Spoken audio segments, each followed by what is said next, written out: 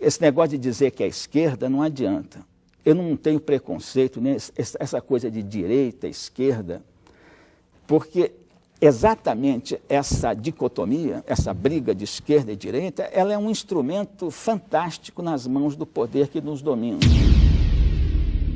Por exemplo, você faz um investimento de pesquisa e desenvolvimento, você vai levar 10 anos para ter um retorno. Como é que uma empresa pequena vai aguentar isso, estando o mercado ocupado por gigantes mundiais? Impossível. Quer dizer que globalização não é uma coisa útil? A globalização é uma coisa terrível. Nós só teremos desenvolvimento econômico, social e político, que tudo anda junto. Esse negócio de político e econômico separado é malandragem. É uma questão que eu digo, por exemplo, que a maior ajuda que o chamado primeiro mundo pode dar ao chamado terceiro mundo é deixá-lo em paz. Deixá-lo em paz. Esse negócio de cooperação internacional só se fosse recíproca, se fosse uma coisa igual.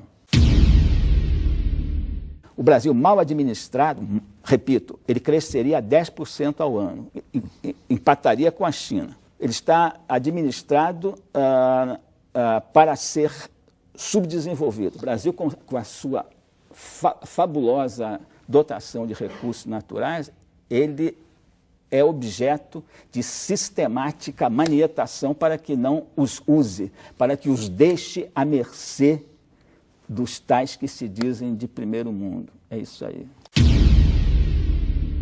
No Brasil, a relação dívida-PIB é 50%, e o Brasil paga a maior taxa de juros do mundo. Vai explicar isso? Então, veja bem se não é pior do que pornográfico o que eu estou comentando. Pior do que pornográfico. Salve família Encarando, aqui quem fala é o Davi e seja muito bem-vindo ao nosso humilde canal. Como eu sei que a maioria de vocês nunca foi apresentado a esse homem propositalmente, ele se chamava Adriano Benayon e era advogado, era diplomata e era economista. Além disso, se Dr. Ernesto tivesse chegado ao poder, tivesse sido eleito presidente, se as pessoas não tivessem escolhido Barrabás, mais uma vez, ele teria sido nosso ministro da Economia. Simplesmente isso. Esse é o homem que ensinou maior parte do que Ernesto sabia sobre economia. O responsável é esse homem. Tanto é que o próprio Enéas escolheu ele como seu ministro da Economia. Não porque fosse lhe trazer votos. A maioria das pessoas não conheciam ele, como não conhecem até hoje. Mas Enéas queria pessoas que fossem verdadeiramente nacionalistas e não traidores da pátria. E por isso escolheu esse homem. Eu quero agradecer ao nosso inscrito Iago, que me mandou não só esses vídeos, como também um livro do Adriano Benayon, explicando claramente o problema do Brasil. E é incrível, família, que é uma coisa que já foi escrita há um tempo e parece que é ao vivo. Você, inclusive, vai ver isso nas entrevistas. Você vai dizer, não, esse cara deve ter feito há pouco tempo. Isso aí deve estar sendo ao vivo, porque o cara está falando dos problemas atuais. Como é que pode? Sabe por que é que pode isso acontecer, família? Porque o problema do Brasil é como se fosse uma doença. A doença existe, já foi detectada, já está diagnosticada, e o tratamento é aquele. Você pode evoluir, ter um remédio que cure mais rápido, um laser que passe ali e desmanche, mas não importa o quanto tempo passa, o quanto se evolua, o problema é aquele e precisa ser sanado. Ponto final.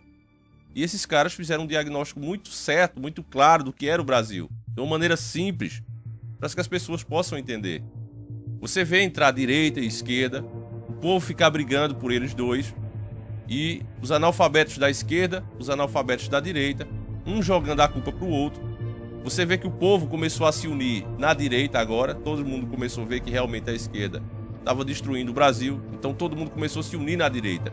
E isso foi ruim para o sistema. Como assim, Davi? Isso foi ruim para o sistema, todo mundo virou direitista?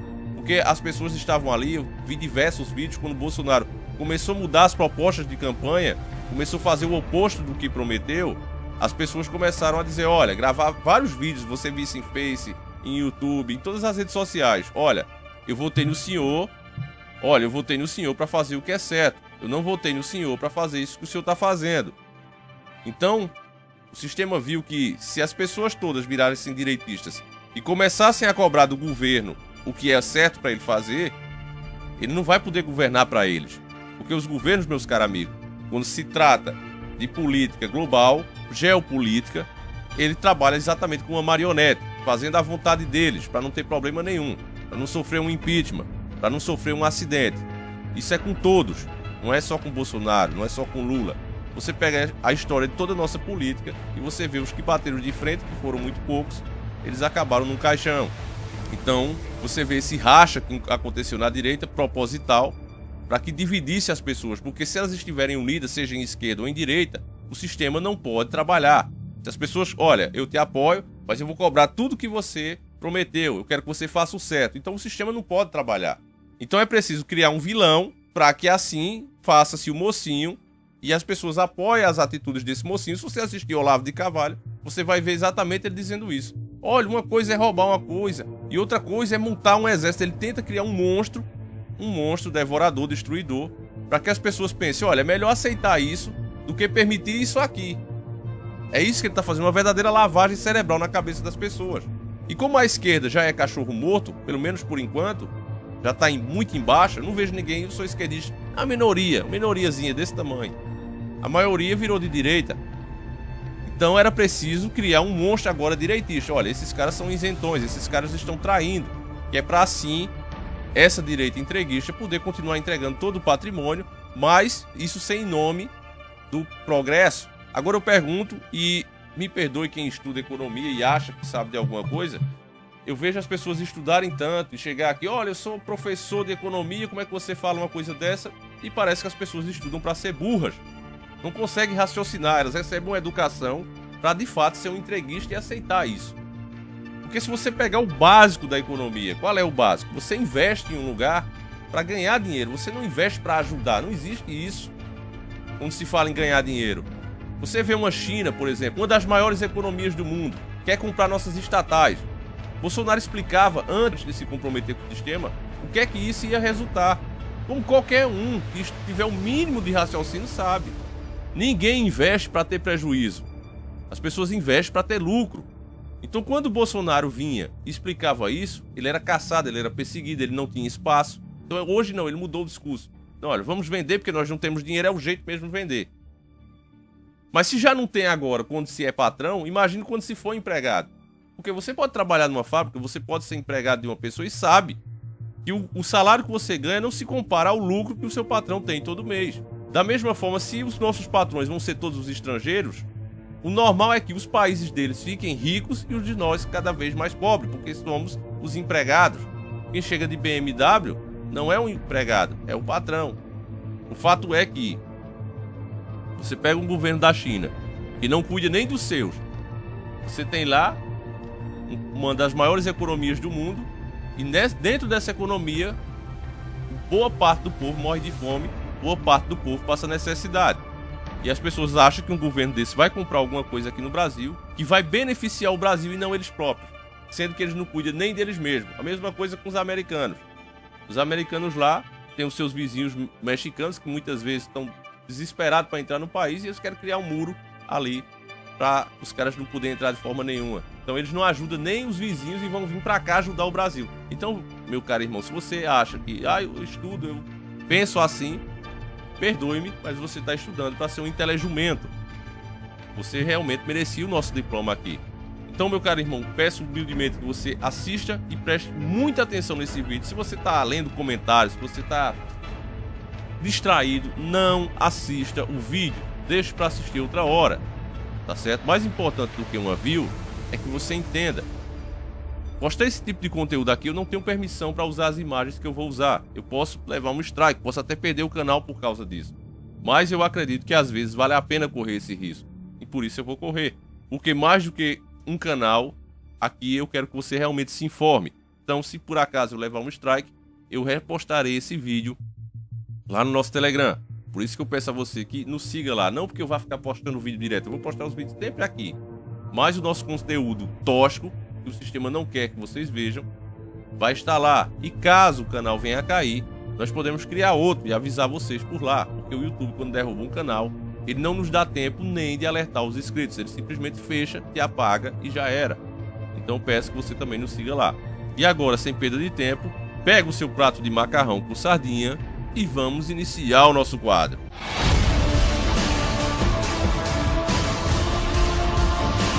Senhores do Mundo.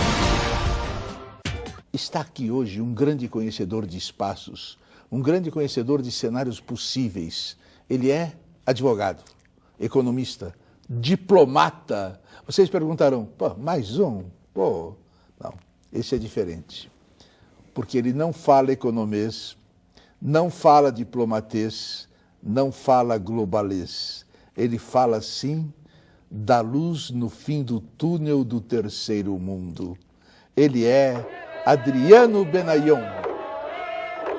Adriano Benayon. Diga uma coisa para quem nos vê. O que é a tragédia do terceiro mundo? A tragédia do terceiro mundo é ter sido espaço de exploração por parte de potências centrais. Na realidade, não existe país que tenha se desenvolvido, que seja, portanto, desses que orgulhosamente é posto ali, chamado de primeiro mundo. Não há nenhum desses países que tenha sido objeto dessa exploração, dessa ocupação do seu espaço e, pior, da sua cabeça. Há que libertar-se do centro para que o próprio país se torne um dia centro. Você tem essa esperança? Essa questão do futuro não é bem comigo. E o profeta, a meu ver, o profeta é aquele que entende o presente. Agora, o que vai acontecer no futuro depende do que as pessoas façam, se entenderem, se tiverem entendido o presente. Bom, já que você está quebrando mitos, quebre também o de que o Estado é, por natureza, incompetente. Perfeitamente. Na maioria dos países que são hoje desenvolvidos, em todos eles, até os que se dizem os mais importantes símbolos da chamada iniciativa privada, em todos eles, é só pesquisar a história desses países e vai se ver que neles sempre o Estado foi preponderante na construção de uma economia próspera e diversificada. E o Brasil quer fazer exatamente o contrário. Está querendo privatizar tudo. Está querendo O que está querendo fazer o Brasil? Na minha opinião, o último presidente que o Brasil teve que tentou razoavelmente defender os interesses do país foi Getúlio Vargas. E foi destituído por pressão externa faz 51 anos. Mas e a ditadura, Getúlio? Eu não me preocupo com isso. Mesmo porque fala-se muito em democracia, mas para haver democracia nós temos que construir aquele equilíbrio social. O Maquiavel, todos já sabiam disso. Se você não tiver um bom número de ricos e de classe média, você não pode ter democracia. Se a riqueza for privilégio de meia dúzia, e no nosso caso é pior, porque essa meia dúzia cada vez é menos brasileira e mais estrangeira. É outro aspecto. Mas, de qualquer maneira, mesmo abstraindo essa questão do nacional e estrangeiro, se você só tem meia dúzia com toda a riqueza, toda a democracia que você puser ali é puro teatro, e teatro de qualidade não muito boa. Não? Você diz que não se incomoda com a ditadura Getúlio. Também não se incomodou com a ditadura militar? Por vezes. Traduza. Me incomodei muito no começo porque o primeiro governo militar foi transado por interesses estrangeiros. As transnacionais que haviam entrado com os incentivos absurdos do governo títere que surgiu após o Getúlio e depois também com o Juscelino, quer dizer, elas tinham entrado aí, começado a entrar em grande escala aí, e o que acontece com o governo militar? Rebenta-se com grande parte das empresas nacionais para que o terreno seja ainda mais facilmente ocupado pelo capital estrangeiro. Com isso, matando, torturando, Também. todas as coisas que a ditadura militar fez. Exatamente. Essa área terrível, chamada Fazenda e Banco Central, aquilo é o que os franceses se chamam em francês uma chasse gardée. Qu'est-ce que ça veut dire? É uma área de caça reservada. Ali só caça o proprietário. É área reservada, né? Chasse gardée, quer dizer, caça guardada, né? Quer dizer, essa área chamada Ministério da Fazenda e adjacências, né? Secretaria do Tesouro, Planejamento, às vezes, né? E Banco Central, essa área é do poder financeiro mundial, anglo-americano. Isso aí, não sei se nem com o Getúlio ele conseguiu preservar totalmente disso. Mas vamos dizer tranquilamente, de 54 para cá, que essa área sistematicamente é ocupada por gente controlada de fora do país. João Goulart, não? Também, lamentavelmente também. Menos. Pode ser menos, mas, por Brizola, exemplo, Santiago Dantas, por exemplo, esse negócio de dizer que é esquerda não adianta. Eu não tenho preconceito, né? Essa coisa de direita, esquerda, quer dizer, é o que as pessoas dizem e são ideias. Você não tem preconceito entre nazismo? Não, nazismo é outra coisa, mas quer dizer, direita e esquerda, eu não tenho tanto preconceito. A direita não cai para o fascismo? Não necessariamente, como a esquerda também não necessariamente cai para os seus extremismos, né? Aliás, é um papo que eu gosto até de evitar, porque essa coisa, sabe por quê? Sabe por quê? Mas eu não evito não, sabe por quê? Porque exatamente essa dicotomia, essa briga de esquerda e direita, ela é um instrumento fantástico nas mãos do poder que nos domina. Agora, precisa entender isso também no espaço, que é de outra dimensão, do espaço, por exemplo, da empresa industrial ou de serviços técnicos, por exemplo, né? ou financeiro, nos bancos. Quer dizer, é um espaço também em que você pode ter concentrações imensas de poder. Quer dizer, uma indústria, ou um grupo, ou um cartel, um oligopólio formado por algumas indústrias, controlando o mercado todo, explorando todo mundo da forma mais indecente. Explica aos jovens, então, o que é globalização. Globalização, no conceito atual, no conceito que está aí, é uma nova forma do livre comércio, que foi a doutrina britânica do século XIX. Porque naquela época ainda as condições técnicas ainda não permitiam que uma empresa industrial, por exemplo, fosse produzir, fosse ser o dono do capital industrial em outro país.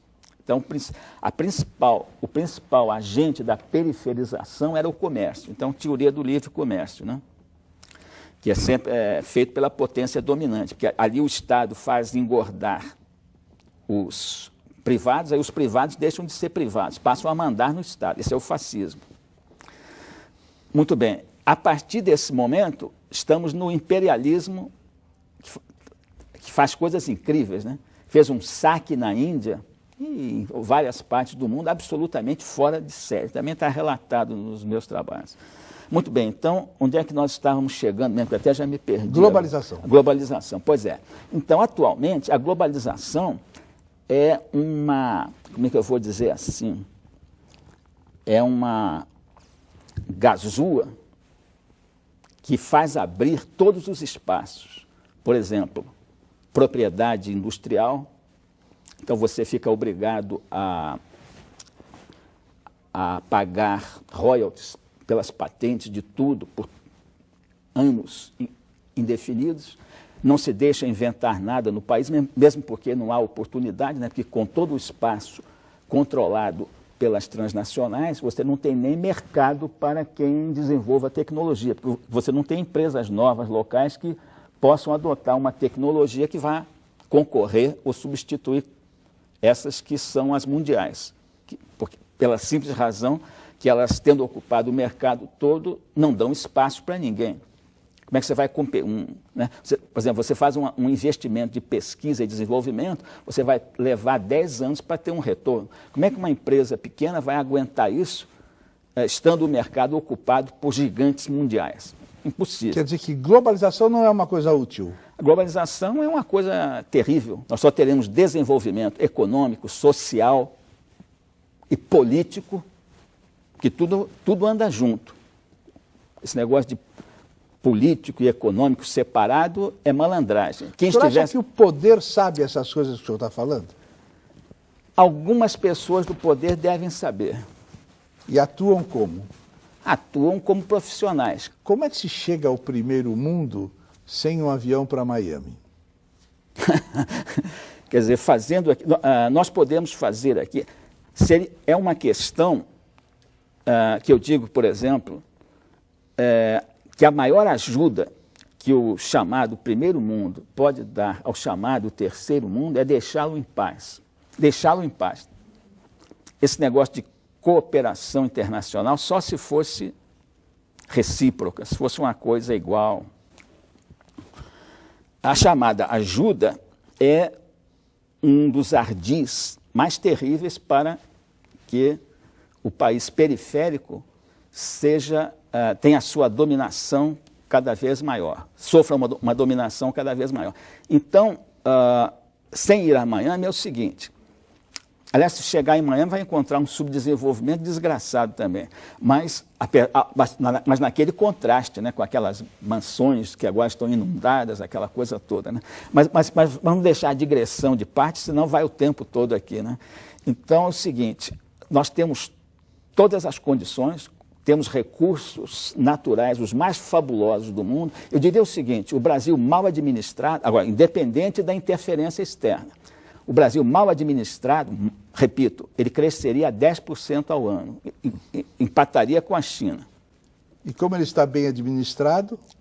Não, ele não está administrado, ele está desadministrado. Ele está administrado para ser subdesenvolvido. O Brasil, com a sua fabulosa dotação de recursos naturais, ele é objeto de sistemática manietação para que não os use, para que os deixe à mercê dos tais que se dizem de primeiro mundo. É isso aí.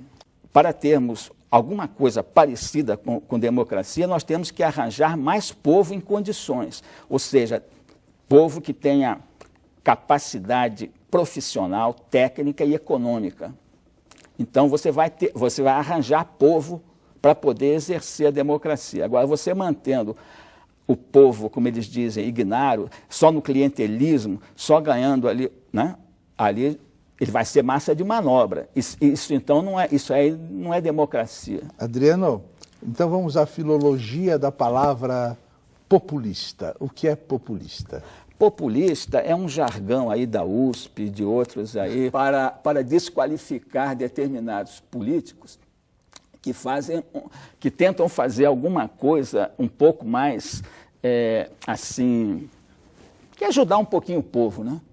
Quer dizer, então eles dizem que é populista. Agora, os bacanas, que não são populistas, são os que entregam tudo, nessa visão.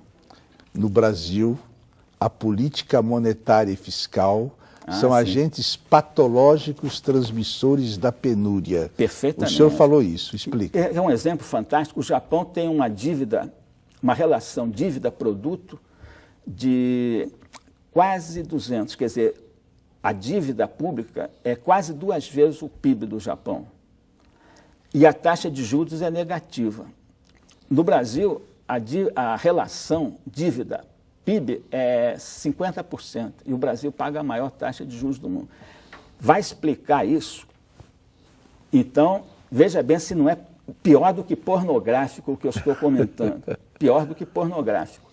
Bom, então, veja bem como é que... Pornografia às vezes é boa, né? A pornografia é boa, por isso que eu estou dizendo pior, quer dizer, talvez nem dê para comparar, a comparação é infeliz. Me diga uma coisa. Mas ele só... Posso completar? Claro. Então, é o seguinte, para responder direitinho a sua pergunta. Claro. Então, arbitram-se essas taxas de juros. Com isso, o setor público paga 150 bilhões de juros a mais do que deveria pagar. Essa taxa de juros se reflete na taxa que os privados pagam. Então, são mais 150 bilhões que o povo aqui paga de excesso de juros. São aqueles 300 bilhões. Esse dinheiro Veja bem, com 4 bilhões de reais por ano, você faria um investimento aqui, por exemplo, na energia de biomassa, que substituiria todos os combustíveis de petróleo em 10 anos. Você criaria 15 milhões de empregos ao final do período, com 4 bilhões. Para você ter uma ideia do que são esses 300 bilhões que são atirados pelo ralo. E não é a única coisa. Bom, então onde é que vem a política fiscal? Você tem, ao mesmo tempo, a carga tributária mais alta do mundo, para quê? Para 50%, por exemplo, 50% da Receita Federal ser destinada ao pagamento desses juros absurdos. Isso é saqueio. Isso não é, economicamente ou de qualquer outra maneira, não é explicável. Adriano, quer dizer que o Milton Friedman tem razão que não se deve ter subsídios? Veja bem, os subsídios, em alguns casos, são válidos. O que não é válido é subsidiar os que já dominam tudo. Que o sistema faz isso. Que o sistema ele só subsidia... Agora, por que o Brasil está tão bem com os investidores estrangeiros? Não, bom, veja bem, se você recebe em seu apartamento, na Lagoa ou aqui nos Jardins, recebe umas pessoas, e essas pessoas levam tudo do seu apartamento, tudo que desejam, elas não vão ficar zangadas com você. Agora, o diplomata Adriano Benayon, que está aqui presente, esse provocador nato, ele serviu na Holanda, na Alemanha, nos Estados Unidos, primeiro mundo, México, Paraguai, Bulgária, terceiro mundo. Um pé lá, outro aqui, é isso? Eu via de vez em quando ao Brasil, né? Mas já faz um tempinho que eu deixei essa atividade. Carrière. Essa carreira, Para ser mais preciso, 89, 88, 89. Agora eu vou dizer o seguinte, faz de conta que você não teve liberdade de falar alguma coisa na vida, agora, nesse momento, você tem a liberdade de dizer o que você quiser. Olha para aquela câmara e aproveite a sua liberdade, que você ainda não foi utilizado na sua vida. Digamos, não me deixaram falar tal coisa. Fala verdade. Lá. Vamos sempre manter a chama do desejo de lutar por nossa sociedade. Não permitir mais que ela continue sendo viciada e explorada da forma em que estamos. Vamos ser construtivos nesse sentido.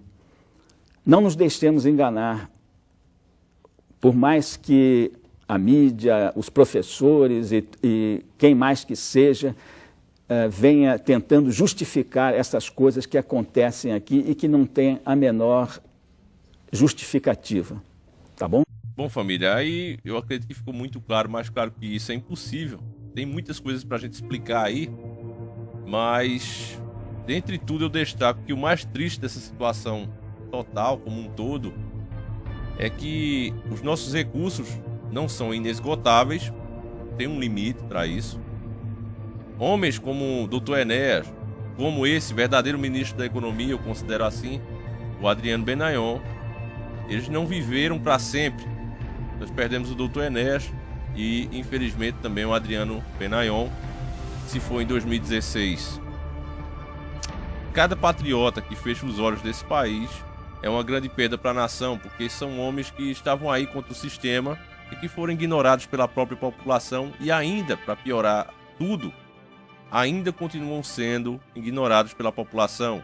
Você falar com as pessoas desse canal, com esse 500 mil de inscritos, você fica feliz, porque a grande maioria sabe quem é Dr. Enéas, 99,9% sabe quem é Dr. Enéas, quais eram as ideias dele. Agora estão conhecendo o Adriano também, o nosso verdadeiro ministro da Economia. Mas você sai desse canal e vai conversar em outros canais por aí, você fica triste, você fica desiludido, porque as pessoas estão cada vez mais alienadas pelo sistema. Essa tática deles de criar um vilão sempre deu muito certo. As pessoas enxergam dessa maneira, olha, tem vilões e tem mocinhos, e eu preciso ficar do lado dos mocinhos. Mesmo que o mocinho do momento, que no caso seja o Bolsonaro, esteja propondo coisas que seja típico de vilões, como por exemplo essa da isenção de visto para chineses, indianos, as privatizações, vender tudo, inclusive as nossas fontes de energia, os nossos pontos estratégicos, tudo isso vai vender tudo. A preço de banana, na verdade vai ser doado. Ninguém para pedir uma auditoria da dívida pública, porque se paga tanto juro e de que se paga tanto juro. não explica isso de maneira alguma. E aí você vê o tempo todo se criar partidos liberais, vem aí esses jovens transantes como Kim Kataguiri, fala bonito ali, defende uma coisa que é boa pro povo ou outra, mas no fundo o que esses caras querem mesmo é entregar o Brasil na mão do sistema privado, porque eles fazem parte desse sistema, eles mamam na teta desse sistema, vivem na mão deles. Não, porque você vendeu nosso petróleo, vai acabar com a nossa soberania nacional, um tesouro que deve ser usado para o futuro das crianças, etc, etc. Olha só que engraçado, eu acho que o xerife do mundo, né, os Estados Unidos, ele gosta até de ser polícia do mundo, acho que ele pensa um pouquinho na soberania nacional dele, né, ou não? Acho que ele pensa um pouquinho, né? Por que lá o mercado é aberto? O petróleo, sim, é um setor estratégico, o petróleo, sim, tem a ver com soberania nacional, e o país mais soberano do mundo, pelo menos até agora, os Estados Unidos, não precisa de uma empresa estatal para garantir essa soberania nacional, e acho que todo mundo aqui concorda que os Estados Unidos é um país soberano. Fala-se muito nos Estados Unidos aqui, mas os Estados Unidos, apesar de ser um dos produtores de derivados de petróleo, e também tem algumas reservas de petróleo, ele não permite a exportação de uma gota sequer de petróleo. Vocês sabiam disso? Por que eles não permitem? Porque é estratégico. E eles são os maiores consumidores de derivados de petróleo do mundo. E o que eles querem consumir?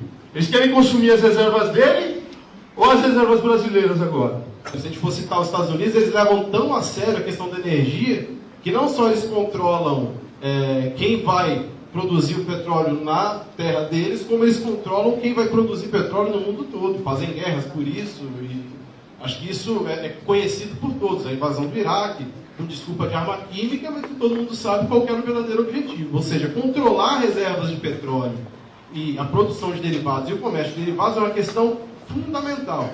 É claro, para um país que tem domínio, controle sobre outros países, seja através de colônia, seja através de dívida, seja através de controle direto mesmo, como é o caso dos Estados Unidos, no Iraque, no Afeganistão ou qualquer outra região, é fácil você falar assim, olha, beleza, viu? Quem quiser pode vir aqui. Agora, é óbvio, você, internamente, os Estados Unidos não são nada liberais. Né? Eles são liberais, eles dependem do liberalismo no país dos outros. O Donald Trump está aí para provar isso. O seu país tem que ser liberal. Agora aqui, só produz quem eu deixo produzir, né? Não é a América para os americanos? Você começa a engordar o sistema privado internacional e esse sistema privado passa a mandar no governo. É óbvio, quem tem dinheiro manda. Os próprios Rockefeller já disseram isso em uma briga com o governo americano. Ter-me o controle do dinheiro e não me interessa quem faz as leis. Isso não é frase do Davi, não sou filósofo e nem quero ser. Isso é frase dos próprios Rockefeller. Se você realmente detém o dinheiro, se você domina as finanças, quem interessa quem faz lei? Todo mundo precisa de dinheiro. O cara vai, mais cedo ou mais tarde, comer na sua mão. Então, meu caro irmão, é muito triste ver como a nação hoje está tratando a política, como, mais uma vez, estamos mais divididos do que nunca. A direita conseguiu essa façanha, conseguiu tornar a maioria do povo de direita, e agora que o povo começou a ser de direita e começou a cobrar o que deveria ser cobrado, aí de repartir essa direita e chamando as pessoas que cobram de isentões, traidores e tudo mais. E realmente, família, o futuro do Brasil é mergulhar numa crise ainda maior. Vocês anotem o que eu estou dizendo, o que eu estou fazendo, e estou provando isso com os nossos vídeos. Não é tirado da minha cabeça como um louco simplesmente fala porque não vai com a cara ou vai com a cara de um determinado marionete, que é assim que eu considero os presidentes atuais do Brasil. E não estou falando especificamente do Bolsonaro, mas desde os que eu me entendo por gente que eu vi, no caso, Fernando Collor, Fernando Henrique, Lula, Dilma, Bolsonaro, todos marionetes. Falavam uma coisa durante a campanha e quando chegaram lá estão fazendo justamente o oposto. E esse plano do Guedes, esse maldito Chicago Boy, o que ele vai fazer é entregar todo o nosso patrimônio. Com isso o povo vai ter aí 2 ou 3 anos de estabilidade, aquela estabilidade disfarçada, porque tá com o dinheiro das privatizações, aquela mixaria que eles vendem a preço de banana. Então continua se pagando juros a eles, recebe esse dinheiro para pagar de juros a eles mesmo. Aqui, ó, vendi, pronto, recebi o dinheiro e vou ficar pagando juro e dando. Quando esse dinheiro acabar, aí a crise volta maior do que já era. E aí o que é que vai fazer? Caos, meu amigo, caos. Para aí em seguida eles vêm com a ordem. Aí esses donos do dinheiro, essas empresas que cresceram tanto, que estão mandando no governo, elas vão vir com a ordem. É triste, família, a gente vê isso acontecendo, a gente tá caminhando em passos largos para isso, e o povo batendo palma e gritando mito, mito. Sinceramente, eu queria dar esperanças a vocês de que precisamos ter muita fé em Deus, E também saber que é possível reverter essa situação, mas sendo realista, é muito difícil que isso aconteça, família. Com esse povo alienado, com esse povo que só pensa em si próprio, a coisa tá difícil. Mas, enquanto espaço eu tiver, a minha promessa é de trazer cada vez mais e mais vídeos assim como esse. E a única coisa que eu peço em troca, meu caro irmão, é que você compartilhe, é que você mostre para mais um amigo, porque se a informação ficar só entre nós não podemos fazer nada, a não ser engiar nossa testa, nos preocuparmos à noite e só isso. Se há uma condição de fazer alguma coisa, é despertando a massa. Se a massa souber o que eu sei e o que vocês sabem agora, com certeza elas vão parar de ser gado e vão começar a ser seres pensantes, pessoas que cobram, pessoas que sabem o que é bom para elas mesmas e para a nação. Então eu vou ficando por aqui, fiquem todos com Deus, um abraço e tamo junto.